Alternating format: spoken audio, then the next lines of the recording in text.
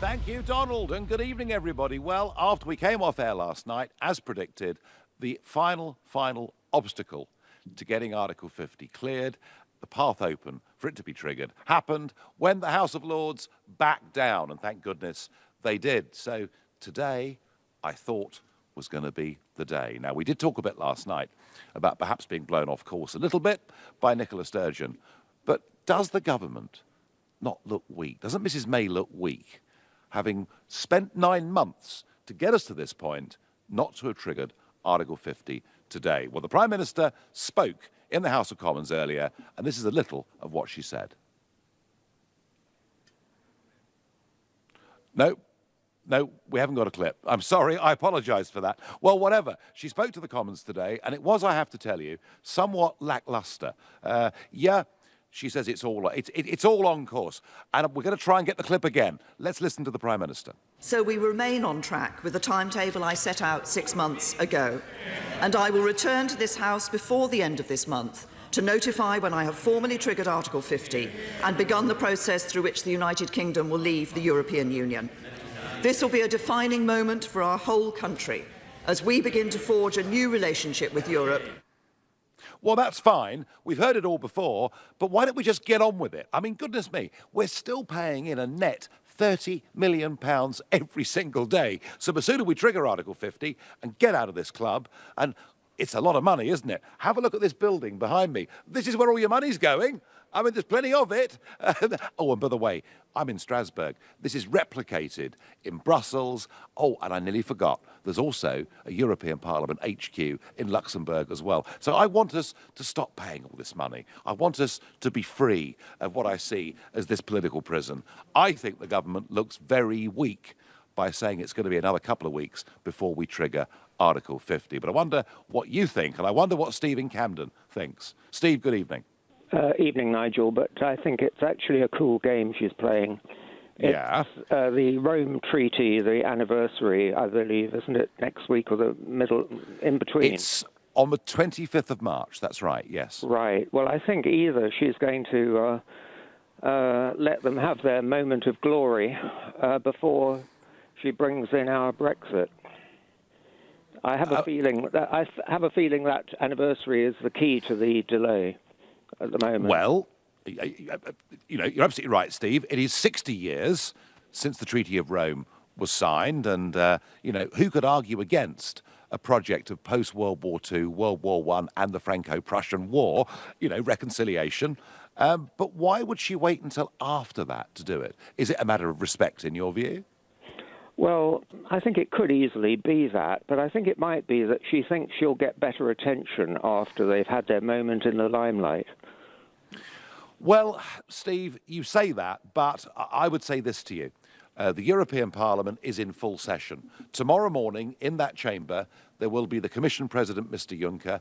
There'll be Donald Tusk from the European Council. There'll be the Prime Minister of Malta. There'll be the Prime Minister of Italy. I mean, tomorrow is a big moment in this place, with over a week to go until the 60th anniversary. And I think, actually, it wouldn't have been a bad thing to trigger Article 50, to have a big debate tomorrow in this place with all the key players, and, Steve, to get this on the agenda for the big European summit of 28 leaders of European countries on the 6th of April. By delaying, it means we can't actually have a serious conversation until the next European summit. And that's going to be maybe in May, but certainly in June. So it could actually be a year after we voted to leave before we sit round the table and start the negotiation. So, Steve, I take your point. She may be playing a diplomatic game, but equally, do you get why people like me, after 9 months, are getting a bit frustrated? Well, I know why you're impatient, Nigel. I think a lot of people are impatient, but I just think that the hitch in the Lords was what has blown the timetable. It would have been ideal if we could have got it served for the 9th in order to catch this meeting. Yes. This week. But when I heard, it was obvious they weren't going to make that when the Lords messed about with their amendments, and they were determined to put their little mark on it. And I think they all look very silly, actually, because I don't think Nick Clegg gains in stature from what he's been on about. I mean, it's just so ridiculous.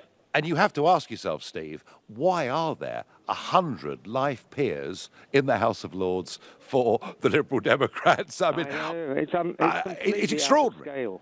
It's extraordinary. But Steve, I would say this to you. David Cameron was absolutely explicit in the run-up to the European referendum that if we voted to leave, he was going to trigger Article 50 by the 28th of June. Now, I accept that he stood down the morning after the referendum, and there were a couple of turbulent weeks before Theresa May got into office. But frankly, Steve, I have little sympathy for the government's difficulties, whether it's with the High Court, the Supreme Court, or the House of Lords. They should, in my opinion, have triggered Article 50 in July of last year, late summer of last year, and we would by now be midway through our negotiations. Yeah, well, when he stood down, he put things into purdah for a while, didn't he? It just kind of... Well, it put it back a couple of weeks, Steve. But my concern with this is I do actually think that Mrs. May and this government look weak. They look like they haven't got a proper plan. They look like they're dithering. And by not triggering Article 50 early, they finished up with a legal challenge. And now all the obstacles are cleared and they're still not getting on with it. I take your point, Steve. She may be playing a game of diplomacy. Either way, I think there are some big stages coming up, including one here tomorrow, actually, at which this debate should have been had. Steve, I thank you for your call. I wonder what Ramon in Bayswater thinks. Good evening. Hi, Nigel. Hi. I was quite annoyed with your impatience. Like, I voted Leave as well in this referendum, and I'm on your side here. But do you really think the civil service is in the position to negotiate something which is never done in the last 60 years? Such a large task. Oh, I wouldn't ask the civil service to do it. I'd get rid of most of them, and I'd sack most of the Foreign Office as well. I'd bring in people who are business people. I would poach people from Switzerland. I'd poach people from South Korea. I'd poach people from Chile. I'd poach people from the countries that have put together the most incredible trade deals over the course of the last few years and have done it, in many cases, in absolute record time. That's how I would have approached it. So you're basically saying that foreigners should be doing it on behalf of us. That's not going to go down well with most people who voted Leave. Oh, come on. Look, we're not talking about an open door to 480 million people. We're talking about a few dozen professional experts. And by the way, Ramon, they would come on work permits, and once they'd done their job, they'd have to go. No, I mean, come on. We're talking about... If the argument is we haven't got the expertise, because for over 40 years, we've given away the ability to make these decisions to bureaucrats in this place, then the obvious thing you do, and if you and I, Rahman, were running a company and looking to get involved in a new market, we would recruit from anywhere in the world to get that expertise. I mean, I'm on your side here. As I said, I did vote Leave. On another point, I was just you posted on your social media a picture of you and Marine Le Pen about 1 hour ago. I was wondering, are you supporting her in this now, and Ramon, you're Geert Wilders as well, because he's quite dangerous, I think. I do not support Geert Wilders in any way at all. Whilst he may be right on the European question, I think the comments that he's made about Islam, in particular, wanting to ban the religion and the Quran and close down the mosques in the Netherlands, not only is against a sort of great tradition of religious tolerance, also, I think, if you go to war against a religion, an entire religion, you are bound to lose. And for that reason, I don't support him. Now, as far as Miss Le Pen's concerned, you're quite right. Anyone that follows my Twitter can see that just an hour and 12 minutes ago, a photograph went up of myself and Marine Le Pen. And I'm not going to answer your question, Rahman. And do you know why? Because after the 7:30 news on this very show, in 20 minutes' time, I will tell you exactly why I was photographed in Paris with Marine Le Pen yesterday. Rahman, I thank you for your call, and I'm going to go to Sam in Flintshire. Sam, do you think May and the government look weak by not getting on with the job? Not only do I think they look weak, Nigel, I think that they have missed their window of opportunity in terms of triggering it yesterday, as you suggested, because I think not only would this have had the advantage of perhaps watering down Nicola Sturgeon's attempts at independence, or at least her proposals for a second independence referendum, I think it actually would have persuaded more voters in the Netherlands to turn out for anti-EU parties. And as much as you've just said that you don't personally agree with Mr. Wilders and his views on Islam, yeah, I mean, you have to concede that having a North Sea trading partner outside of the EU would be a positive thing, and this is exactly what he wants to achieve if he can become Prime Minister. So I think not only would it have been good for our domestic issues, it would have been good for our issues abroad, and not only our allies outside of Europe, but those that we could find within Europe. Well, you're absolutely right. You know, whatever people think of the politics of Wilders or Le Pen or anybody else, you know, ultimately, you know, these are people who, if they do become prime ministers or presidents of their countries, will adopt a very positive attitude towards trade with the United Kingdom. So, but I agree with that. You know, I completely agree with that. But I wonder, does the British government really have the courage to do this job properly? I think that they do. I've had my doubts. For a while I thought that we'd be kept in the single market, which I was very much opposed to, and I'm glad that Mrs May has announced that. And while I do hold the reservation that perhaps she is trying for a negotiation strategy in which she makes the single market seem like a treat, and by saying that we don't want to be a part of it, actually ends up becoming a part of it, by making that sound as if it's a reward and making it a concession almost that we leave. I don't know whether I've made particular sense on that point, so I apologise on that. That's all right. Don't worry. I have the same trouble every evening. Don't worry. The point is, we need to have firm resolve. And in a minute, I'm going to explain why I think we're getting these negotiations wrong. But right now, you're listening to the Nigel Farage Show exclusively on LBC, and it's 7:15. Nick Ferrari at breakfast on LBC. If the English newspapers are to be believed, Theresa May is planning to reject Nicola Sturgeon's demand for a second referendum on Scottish independence. She doesn't want a referendum. What she wants is to shout about a referendum, and then when she said, no, you can't have a referendum, she then wants to whine and whinge forever and say, that's the way the English treat us. Getting taken out of Europe is a seismic thing. Also, as well, having an unelected Prime Minister and the powers that weren't obviously said that were going to be given to Scotland, which obviously haven't. Of course, no surprise there. Nick Ferrari at breakfast every weekday morning from 7, only on LBC. With Hampton by Hilton, making you welcome at over 40 hotels in Europe. If you use your phone while you're driving and it's not hands-free, the penalty's been doubled. It's now 6 points and £200. The trouble is, a lot of us are addicted to our phones. So try this trick. Put your phone somewhere where you can't pick it up. Somewhere you can't see it. The glove compartment. That way, you won't be tempted. Save yourself 6 points and £200. Maybe even save a life. Make the glove compartment the phone compartment. Think. Put your phone away. Here's a true story from Aldermartin, Baines and Cuthbert. In January 2015, fire tore through a residential development in London with potentially serious physical and financial risk for the residents and owners. Fortunately, an ABC representative was quickly on site and made sure all the residents were transported safely to a paid-for hotel and given all the assistance they needed. No fuss, no hassle. For block management, ABC Estates will give your story an ending that'll make you as happy as Larry. Find out more at abcestates.co.uk or call 0800 888 6688. The UK's trusted tradespeople, all in one place. Just pop in your postcode. Visit trustedtrader.com.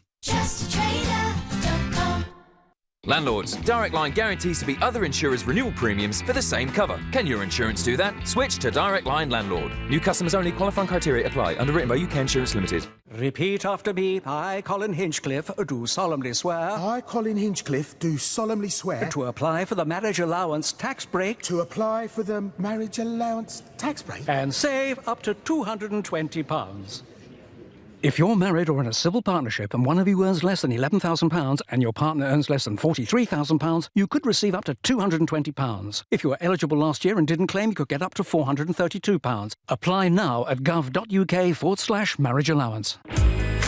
Incredible offers at Smith's Toy Superstores. Pick up the Xbox One S 500GB Minecraft pack for only $219.99 and get an extra controller free. It's the perfect family bundle of the Xbox One S 500GB console, Minecraft and 2 controllers for only $219.99. You can also get 40% off 3-month Xbox Live when purchased with any Xbox One console or this bundle. Available now at Smith's Toy Superstores. The secret's out. Ray Morris Automatic Cars have been selling cars for over 50 years. With ultra-low mileage automatic cars from £5,000 to £25,000, they have the make and model to suit your budget. Ray Morris Automatic Cars in South East London, 10 minutes from the Dartford Tunnel. With over 300 automatic cars actually in stock, buy one today and drive it away. AutomaticCarSpecialist.com, the not-so-secret home of automatic cars. This is LBC, live from Strasbourg, the Nigel Farage Show. Call 0345 6060 973. Text 84850. Tweet at LBC using the hashtag Farage on LBC. Every obstacle, every barrier is being cleared. We can trigger Article 50 when we like. What on earth was wrong with today? Well, we do know that the SNP did rather blow the Prime Minister off course yesterday, and I have to say that your texts and tweets and Facebook messages from last night are still coming in on that one. They won't win it, but I agree in the principle of not allowing it. 2 referendums in 4 years is ridiculous. I find it quite amazing that Sturgeon wants to take back control of Scotland only to give it away to Brussels. Well, we had that debate last night, but what I'm saying tonight is I think the government is beginning to look a little bit weak. To get involved with that, call me on 0345 6060 973, text to 84850, tweet at LBC using the hashtag Farage at LBC, or watch us now on LBC's Facebook page live. Now, I'm worried not just about the timing of this. There's something else that really is beginning to worry me. Last week in Brussels at the European Summit, the British negotiators were letting it be known that they were quite happy to put our fishing industry and our territorial waters on the table as a negotiating chip. So just as Edward Heath, all those years ago, in 1972, sold out an entire industry to the European negotiators, it would appear the British government are prepared to do the same thing all over again. Add to that the fact that the Prime Minister and the government appear to want to keep us inside something called the European arrest warrant, whereby any British citizen, without the production of any evidence, can be taken off to a Bulgarian jail or a Greek jail. And it happened to a North London boy called Andrew Simiou, left in a hellhole somewhere in Greece without any evidence ever being presented, and then released a year later without charge. No, they intend to keep that, despite the fact it goes against every fundamental principle of British common law that we've had since, I would say, Magna Carta. And worse still, David Davis, who I guess you'd think is sort of the hard nut of the government when it comes to Brexit, gave a speech in Lithuania 3 weeks ago in which he said that after we leave, there could be transitional arrangements that might mean that there'll be free movement of people could go on well into the 2020s. So here's my problem. Not only do we look weak by delaying, but we're appearing to want to give concessions even before we fired the starting gun and sat round the table. And I don't believe that'll work. I've been in this building, I've been in these institutions now for over 18 years. Yes, I'm even more unpopular now than I was then. But the point is that in negotiations, in these institutions, the one thing that never works is weakness. You've got to be strong. And I fear we're going in playing a very weak and a very bad hand. That's my view. Maybe Paul in Cheshire is going to tell me that is completely and utterly wrong. Good evening, Mr. Farage. Delight to talk to you. First-time caller. Good evening. Good evening. Well, first-time caller, fire away, Paul. Tell us what you think. Well, I do agree with a lot of what you've just said there. I do want to put you right on a few things, because I know that a few people have called your show previously about this myth about if we haven't left the European Union by the 31st of March, we're stuck. Article 16, QMV, doesn't apply to our exit. So I think it's really important that we get that point out there, first of all. It only actually refers to the exit deal, where it goes to the quality majority vote. So which of course, the exit deal, of course, does go to, I'm not going to confuse everybody, but a qualified majority vote of all the other 27 member states. But equally, Paul, one of the points that people aren't really getting onto is that this Parliament, the European Parliament, does have the ability to veto the whole deal at the end of 2 years, and that could be the biggest problem that we face. Well, it's got to be a majority for that to be the case. But I mean, it does, yeah. The way that I see it is simply such as thus. It's going to be a case that it's going to be a punishment negotiation. I totally agree with a lot of previous comments on that. I think the likelihood is we're going to have to walk away from the table in order to get a deal, if that makes sense to you, because quite frankly, the European Commission are going to be the people leading the negotiations. And as I see it, the supranational policies that they advocate are way more important than the objectives, say, from the European Council or the European Parliament. European Commission are unelected. They can't be kicked out, they can't be replaced.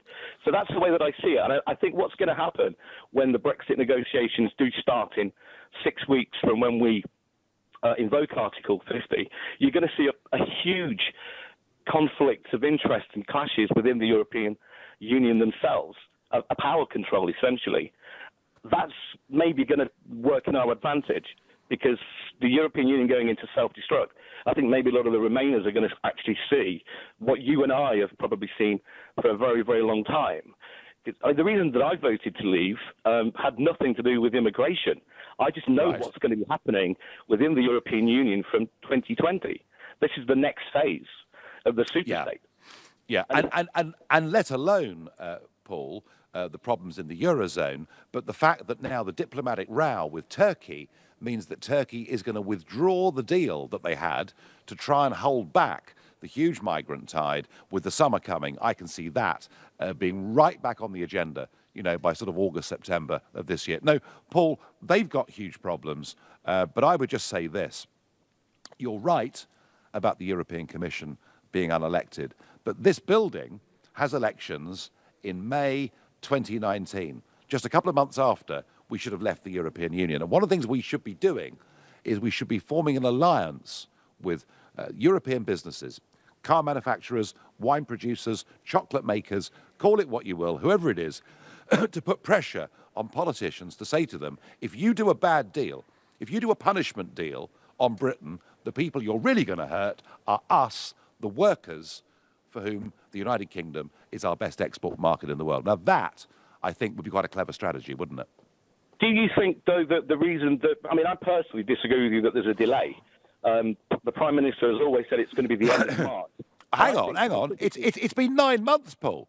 It's a 9-month delay. I get that fully. I mean, and I know that on the 24th of June you wanted to invoke Article 50 immediately. There has to be preparation for this, because, you have to go out, you have to ask businesses what they want from the deal. There's going to be 18 months of negotiation time only for the 2 years. Now, if you're invoking Article 50 on the 24th of June, then you're going to spend a good few months recruiting the civil servants, the solicitors that you need in order to do this process. It's a massive, massive process, as I'm sure that you are fully aware.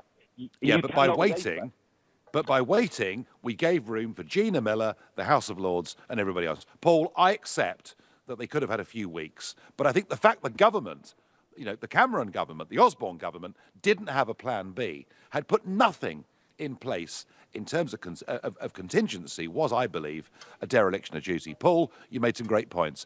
To prove our internationalism, we're now going to Norman, who is calling in from Dubai. Norman, good evening. Nigel, good evening. Your last caller has got it absolutely wrong. On referendum day, on Independence Day, the 23rd, it took the great British public less than 14 hours to make a momentous decision. And our government, for heaven's sake, needs to be decisive. It needs to be clear. It needs to be as robust as the British public in making this decision. And I just don't see it. I see the government eventually, the outcome is, despite some of your optimism, Mr. Farage, with Mrs. May, and I understand that, and I sometimes share it. But I'm telling you now, and I think you know it in your heart, that it's going to be disappointing, and it's going to be a diluted Brexit negotiation. That is what you're going to get from the Conservative Party. No one is holding their feet to the fire. UKIP is not represented at all by Mr. Carswell or anyone else. No one is holding them to account. And the Labour Party are not doing it at all, are they? Absolutely not. And the referendum vote, it wasn't simply a vote about leaving undemocratic, protectionist political structure. It was actually a no confidence vote by most people voting for Brexit in our political establishment, in our established political parties. We no longer have confidence in them. And it's coming out. The fruition of all of this is now coming out in the behaviour of the government. I mean, just 3 months ago, we had Dr. Liam Fox here in Dubai speaking to the British business community, ostensibly as one of the Leaver members of the British cabinet. But all he had was excuse after excuse. I mean, I asked him about why wasn't Article 50 implemented on the day that Theresa May was elected Conservative leader. And he said, he came up with lots of reasons. He said, we don't have negotiators. We don't have negotiators. We didn't need to have negotiators in the last 35 years, 40 years of being in the EU. It takes us time to recruit them. And I said, well, I'm a business person. If I needed to recruit someone tomorrow, I've got about 10 recruitment agencies where I can bring in these candidates within a day. Yeah, it wouldn't be hard, would it? It really, really, Norman, it would not be hard, not be on the word of man. You and I are absolutely at one with that. You're listening to The Nigel Farage Show exclusively here on LBC. It's 7:30, time for the news. The Prime Minister says the passing of the Brexit bill sends a message to Europe that Britain means business. Theresa May's told the Commons the legislation will receive royal assent in the coming days, allowing her to trigger Article 50 by the end of March. Transport for London has started the process of arranging compensation to be paid to victims of the Croydon tram crash. 7 people were killed and 51 were injured last November when a tram derailed at nearly 4 times the speed limit. Some of Britain's busiest commuter trains could get rid of first-class carriages to try to help deal with overcrowding. As part of a planned new franchise agreement for southeastern trains, they could be made fully standard class. LBC weather, more showers across Scotland tonight, some drizzle in the south and a low of 8 degrees. LBC Travel. Good evening, I'm Andy Ivey. On the anti-clockwise M25 in Essex, there's been a serious accident about 3 miles after junction 30. 2 lanes are closed and there are tailbacks to junction 31. But the clockwise queues on the M25 are easing now at junction 31, just before the QE2 bridge, after an accident that's been moved to the hard shoulder. In Cheshire, there are severe delays on the westbound M62 from junction 12, the Eccles interchange, to junction 10, the Croft interchange, where it was closed for the air ambulance to land about 15 minutes ago. It's because of an accident on the eastbound M62. 1 lane is closed and there are delays of about 45 minutes. In Edinburgh, there are long delays on the northbound M9 between junction 1A Kirkliston and junction 7 Kinnaird House following the earlier closure of the Forth Road Bridge because of high winds. On the trains, there are delays on Southern and Thameslink of up to 20 minutes between Sutton and Wimbledon because of a signal problem. For more real-time traffic updates, go to lbc.co.uk. This is LBC. Match, Malcher, workplace chair, pension, pop. Sound a bit alien? Well, he's saying it's time for small businesses to set up a workplace pension. Still sound alien? Don't worry, the People's Pension can help. We're an award-winning scheme run by a provider with 30 years pensions experience. Our complete solution gives small businesses total support. Join the thousands of businesses already signed up at thepeoplespension.co.uk/alien. The People's Pension's a workplace pension scheme regulated by the Pensions Regulator. The People's Pension. Designed for people, not aliens.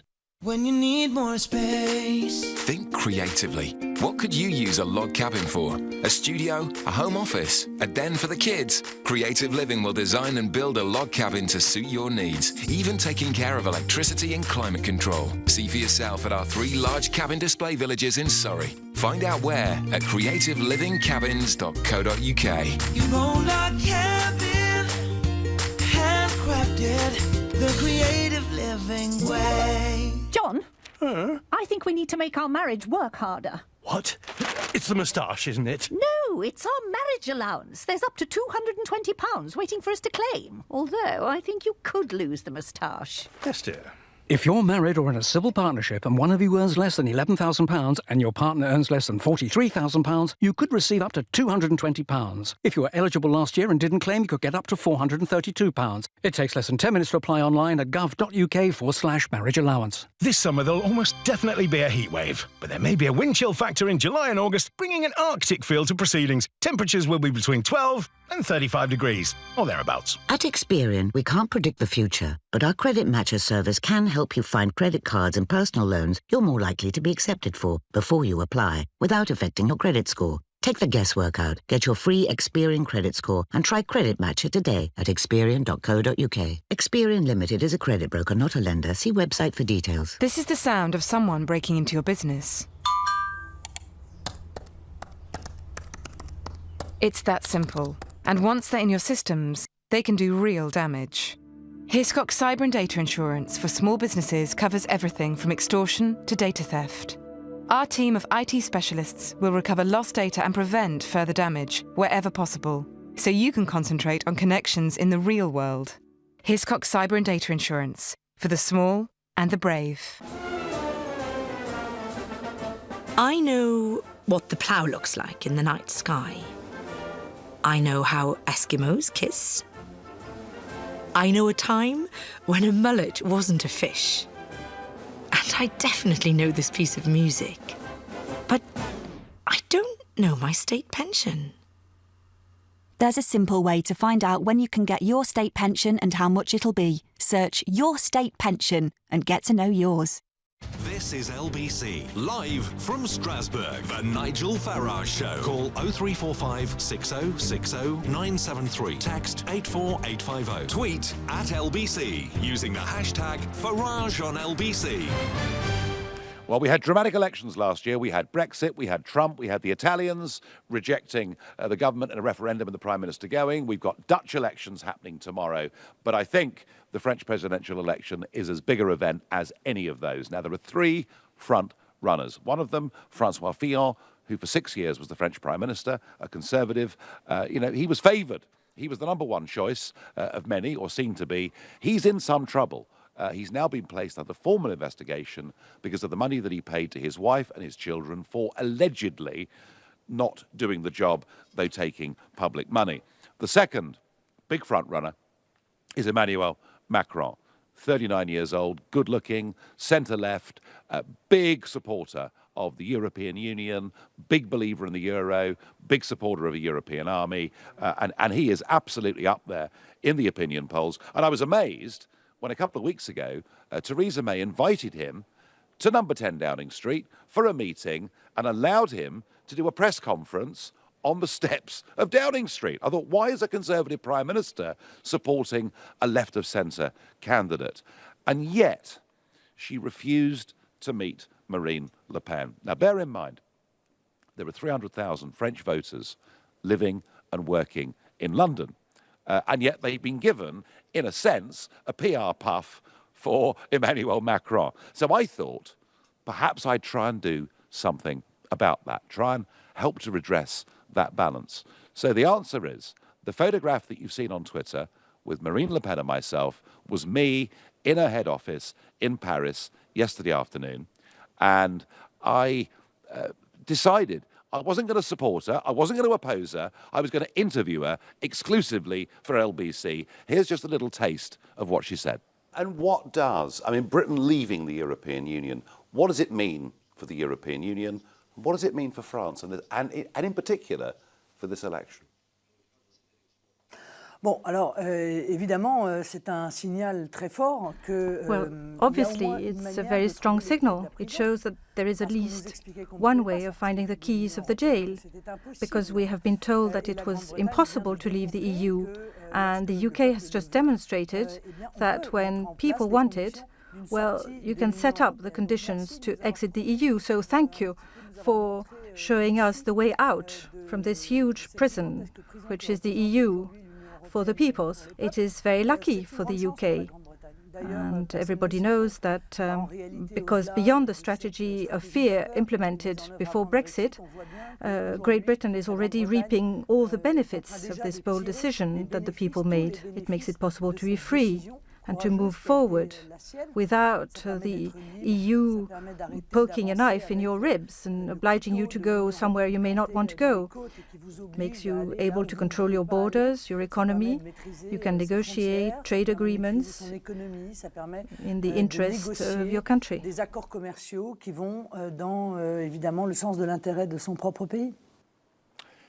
If you want to see that clip, go to lbc.co.uk. It's there available. And the full interview with Marine Le Pen, conducted by me exclusively for LBC, will be aired at 7 p.m. until 8 p.m. tomorrow evening, followed by, I suspect, many, many hours of phone calls that will go on until the early hours of the morning. So to hear the Le Pen exclusive interview, 7 p.m. tomorrow evening, only on LBC. But back to our question tonight. Does Theresa May look weak in not triggering Article 50? Are we making a bit of a mess of our negotiations by making too many concessions too early? And are we really listening to the SDP when we simply don't need to? That question I'm going to ask to our next caller, who is Andy. Andy in Cardiff. Andy, good evening. Good evening. So what do you think, Andy? I think that it's a bit of both. I don't think it's a mistake, but I don't think it's good either. I think the fact, by now, I've called in a few times, that Theresa May I can be very critical of with every move she makes, and putting the fisheries policy on the table, or the possibility of it, is a huge mistake. However, if it's an opening stance in a negotiating bid, I can see it becoming a fishing by licence kind of end game for the EU in our waters. But on the flip side of that, I can also see you, Nigel, having a huge grin on your face tomorrow, the day after, and in the coming week. I think that this is a play by Theresa May after a conversation in the summit with Tusk and Juncker that's going to result in Tusk and Juncker standing in front of the Parliament tomorrow in the EU and actually dampening down their hardline approach to all the EU nations that are sitting there in front of them. And I think this is the purpose of having that meeting at the summit. Andy, I get that. And where I'm going to agree with you is this. If you look at tomorrow's Daily Telegraph, you might just see an article written by someone suggesting these ideas. But what I'm now picking up is that there's almost an alliance now building of businesses across the EU, be they banks or chocolate manufacturers or whatever they are, and they are beginning to say to their own leaders, their own local politicians, the bosses like Juncker, whenever they can access them, they're beginning to say, do you know what? No deal hurts us a lot more than it hurts the United Kingdom. So I actually think, Andy, that despite the bluster of the Verhofstadts and people like that, I actually think we're now in actually a quite good position. And I think when you're in a good, strong position, you don't start to make concessions in the corridors, until you've actually formally sat down around the table. So, Andy, I'm with you. I think there is a softening in tone here. I think that's good news. I think it's led by European business. But I don't think we've got our tactics right in terms of making concessions before we even start. I agree with you 100%. I think, like I say, it's a huge mistake, even though the end game could be different. What I will say is I've seen you many times speaking in the EU Parliament and, effectively putting the willies of them. And what I have also noticed is you have an awful lot of sheep in there that will actually bow to the feet of Juncker and Verhofstadt and Tusk. Oh, yeah. And they do whatever they say without question, even if their own country are saying, please do this for us. They will look at Tusk and Juncker. Andy, these people get a good salary, right? They get invited to a never-ending round of lunches, dinners, champagne receptions, breakfasts, games of golf, you name it. And do you know what?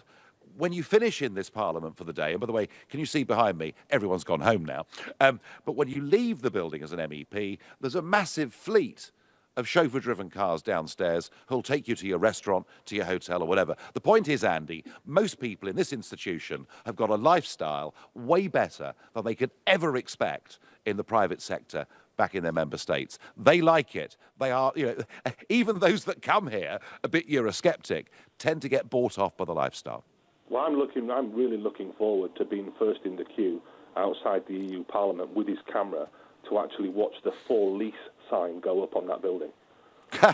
Well, I tell you what, when you are, come and see me, Andy, and we'll have a drink. And I thank you for your call. And I wonder what Luke in Colchester thinks. Luke, good evening. No, we've lost him, but we're going to go to Tom in Didcot, who is still there, I think. Tom, good evening.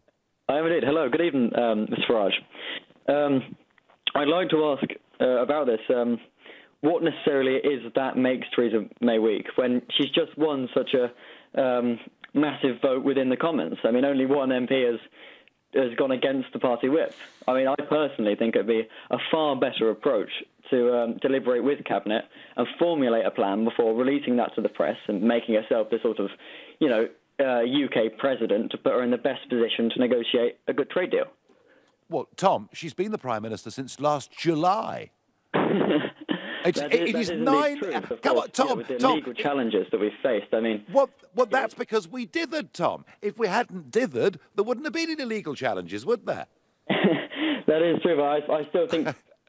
I think I'd rather the legal challenges were now and sooner and before we attempted to trigger it, rather than embarrassing us on the world stage. I mean, if we got halfway through the talks and we have the judiciary up in arms about how we've triggered it with the royal prerogative against the... Tom, it would have been too late, mate, by then. It would have been a done deal, wouldn't it? We'd have been on the route. Look, Tom, let me say this. I think she gives incredible speeches. She stands up, she gives very strong speeches until today in the Commons, which wasn't so much, but she's given some very strong performances on this. She's given amazing reassurance. David Davis has done exactly the same thing. He was very good on the television this weekend. It all sounds wonderful, and then you look at what they're doing. It's dithering, it's shilly-shallying, and it's making these concessions that I talked about just 10 minutes ago. And I just think it gives the impression of being a little bit weak, Tom. What do you think? Well, I think those concessions are exactly what we need to go into negotiations with. I mean, they seem like we're shooting ourselves in the foot now. But I mean, if you've got... I'm mainly thinking from the perspective of France. So if Le Pen and such win and we have this sort of surge of anti-EU sentiment throughout the countries, I mean, I think if we come an approach that's not necessarily completely 100% Eurosceptic, but... Tom, you're being too British, you're being too decent, you're wanting to play by the Queensberry rules. No one here does that. You're listening to the Nigel Farage Show, exclusively here on LBC. It's 7:45. Coming up at 8 on LBC, Ian Payne. Well, the ball is now in Theresa May's court regarding a second Scottish referendum. What do you think she should do now? Say yes, say no, or wait? Ian Payne on LBC. This is the sound of someone breaking into your business. It's that simple. And once they're in your systems, they can do real damage. Hiscox Cyber and Data Insurance for small businesses covers everything from extortion to data theft. Our team of IT specialists will recover lost data and prevent further damage wherever possible, so you can concentrate on connections in the real world. Hiscox Cyber and Data Insurance for the small and the brave. Many dentists across the UK will refer their more challenging dental implant patients to Darwood and Tanner. Here's Andrew Darwood. We're really proud to have patients come to see us from all over the world. Our reputation is built on delivering outstanding dental implant solutions for people with very challenging problems. To find out more about the transformational effect of Darwood and Tanner dental implants, go to darwoodandtanner.co.uk. Darwood and Tanner, obsessive about dental implants. Divorce can be expensive. It affects your finances, assets, home, savings, pension, and most of all, your relationship with your children. It's probably one of the toughest times you'll ever go through. Cordell & Cordell understands these issues and helps men maximise their roles in their children's lives. Call now on 0330 60 60 161 or visit cordellcordell.co.uk. Office in central London. A partner men can count on. This summer there'll almost definitely be a heatwave, but there may be a wind chill factor in July and August, bringing an Arctic feel to proceedings. Temperatures will be between 12 and 35 degrees, or thereabouts. At Experian, we can't predict the future, but our credit matcher service can help you find credit cards and personal loans you're more likely to be accepted for before you apply, without affecting your credit score. Take the guesswork out, get your free Experian credit score, and try Credit Matcher today at experian.co.uk. Experian Limited is a credit broker, not a lender. See website for details. When a stroke strikes, the damage spreads like a fire in the brain. When you spot any single one of the signs, think and act fast. F. Face. Has it fallen on one side? A. Arms. Can they raise them? S. Speech. Is it slurred? T. Time to dial 999. The faster you act, the better their chances. So even if you're not sure, act fast. Make the call. Dial 999. All of us at QuickFit would like to say a big thank you to each and every one of our customers. That's why we're offering 20% off your next service and giving you little tips to keep you safe on the road this season. For example, did you know that an MOT doesn't actually guarantee your car will be safe to drive for the whole calendar year? Get down to your local QuickFit today to receive 20% off your next service. QuickFit, it's all about the service. The Nigel Farage Show, live from Strasbourg, only on LBC. I just don't think the government recognises what a strong position we're in. Do you know that the other European countries, do you know what they call the United Kingdom? They call it Treasure Island. And the reason is we buy more cars and more wine and more chocolate than any other country in the world. So we're actually in a great position, and I'm worried. All this dithering, all the concessions we appear to be making, actually, we can do rather better than that. Now, Luke in Colchester ran away last time, but I believe you're back, Luke. Fantastic. Thank you very much, Nigel. Okay. Sorry about that. I got cut off. That's all right. Let me thank you for being a hero to the silent majority. Well, you're me very and my kind. Hungarian wife think you're amazing, so thank you very much for that. You're very kind, Luke. Now, what about the government? Should they crack on with this and recognise what a strong position we're in? Okay, well, Theresa May's got to be quite careful, I think, right now, because it's important to be tactical at this point, because we have to remember she's facing a fight on quite a few fronts. I mean, we've got the bullies in Brussels, we've got the belligerents of the SNP, we've got the vocal minority, and then, of course, we've got conviction politicians who are kind of creeping up out of the woodwork here, there, and everywhere, and are pretty much doing whatever they can to undermine her. So I think she needs to be quite careful and pick her battles carefully with this one. Well, OK, Luke, maybe I'm too gung-ho. Perhaps I am. But I think when you're in a position as strong as she is, you know, she's got a 19-point lead in the opinion polls. She's pretty much unassailable in Parliament. You know, she's in a very good position. And the argument I'm making, Luke, is from all my experience here, all the European summits I've watched, all the negotiations I've watched, these people only respect strength. And I think the British generally think we can be all very charming and very nice, and we wonder why we lose every time. But I think the truth of the matter is, I think she needs to be careful not to squander any kind of tactical debating or kind of discussion, any sort of advantage she's got here. She needs to be quite careful and really pick her fights, I think. So, all right. Yeah, whilst I agree with you to a point. Yeah. No, I take your point, Luke. You're saying that she needs to exercise a little bit of caution and to play the game clever. Fine, Luke, thank you for your call. Now, I just made the point about how different politics in Europe is compared to the United Kingdom. Let me tell you something. Commercial radio is very, very different across the rest of Europe. And earlier on today, just before coming on air with you, I did an interview with a programme called La Zanzara. It's broadcast by Radio 24. They're an Italian daily programme. It's presented by two Italian journalists, Giuseppe and David. Just have a listen to what Italian talk radio is like. You are destroying Europe. No, you are destroying Europe. Well, I've made a start. I've knocked a couple of bricks out the bottom of the wall. But don't worry, the rest will come tumbling down. Hai capito cosa ha detto? Ha detto no, non ho capito un cazzo. Repeat, please, because his English is like Renzi's English. So... Okay. So what I'm saying is, I've managed to knock out the bottom two bricks in the wall marked European Union. They've gone. and I'm hoping the rest of it will just come tumbling down. Dai, traduci, vai, traduci. Conte, qualcuno che traduce. Conte, la Manuela Conte. Dai. Ha dato? Why Signor Farage. Why you are here, not in London now? You don't stay here, because this is not your house, this Oh, pattern. no, there's real fun to be had here. Oh, just you wait. This is going to be the most amazing pantomime performance over the next 2 years. Because you know something? At the end of the 2-year negotiation, this Parliament could veto the whole Brexit deal. So I've got to be here to keep them on their toes. Well, there you are. That is talk radio, Italian style, with two presenters shouting uncontrollably at the guest at the same time. It's lively, it's fun, it's certainly different. I don't think, having listened to that, that Global Radio will decide that's quite the route for LBC. But I enjoyed it, and I hope that you enjoyed the clip too.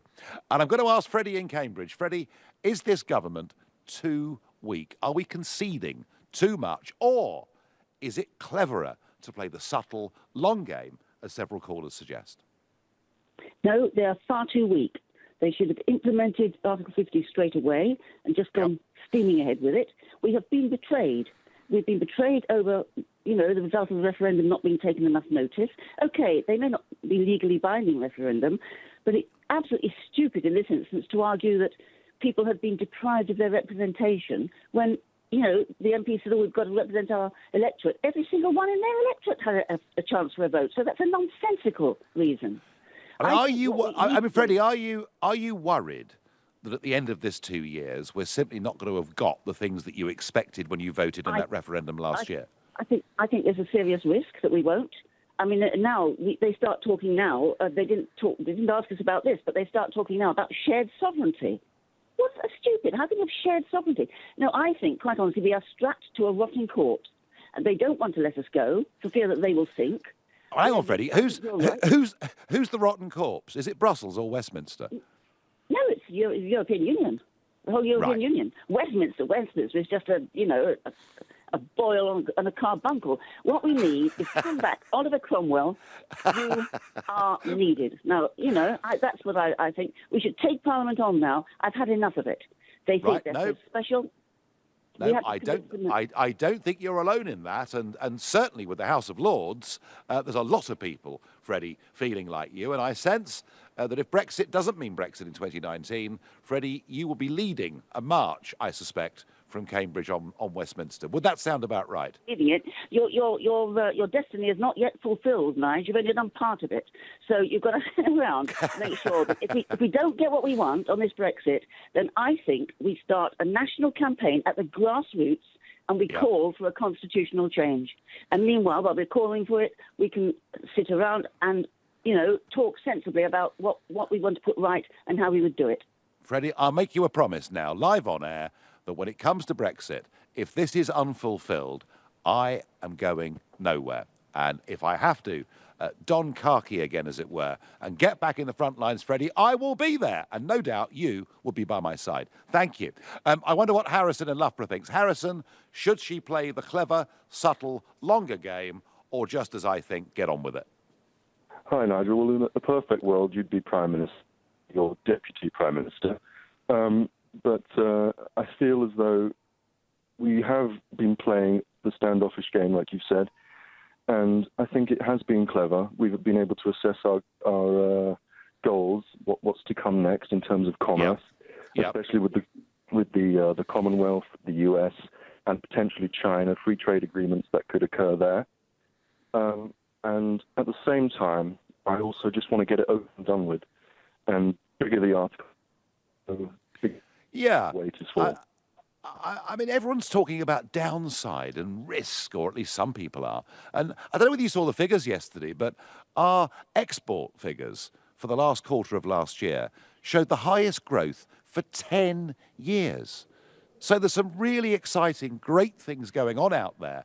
And in particular, going on with British business outside the European Union. One of the Brexit bonuses is that the pound which had been falling for the last couple of years anyway, that the pound fell a bit further, and it's making UK exports really competitive. And Harrison, the reason, and I think you and I are pretty much at one with this, but the reason that I am so excited about this, and I want to get it done, is there's a whole new world out there, including the Commonwealth countries, friends of ours, fast emerging economies, and I just think this is our chance to go global, to get back our self-confidence, and to be a great country again. Yeah, absolutely. There's a demand for British services and goods, and I'm excited, just like you, to see what's going to happen next, really. Yeah, well, Harrison, I think the future is terribly exciting. I thank you for your call. I thank everybody that's called in this evening. Two very clear opinions. Some think playing the long game, being subtle, giving a few concessions is what will work. I take the view that these people only ever respect strength, and that actually we're in a very, very good position. So tomorrow, between 7 and 8 o'clock, it is my exclusive interview with Marine Le Pen. She's currently in the lead in the opinion polls for the first round of the French presidential election. There are 13 or 14 candidates. 2 of them will go for a head-to-head. It'll all be decided in May. Tomorrow's interview, I think you'll find interesting, exciting. You'll get a real perspective on who Marine Le Pen is. You've been listening to the Nigel Farage Show here on LBC. Coming up at 10, it's Ian Collins, but up next, it's Ian Payne. Thank you very much indeed, Nigel. I should certainly look forward to that tomorrow between 7 and 8. I'll be back at 8. Tonight, though, for this hour, it's been a day of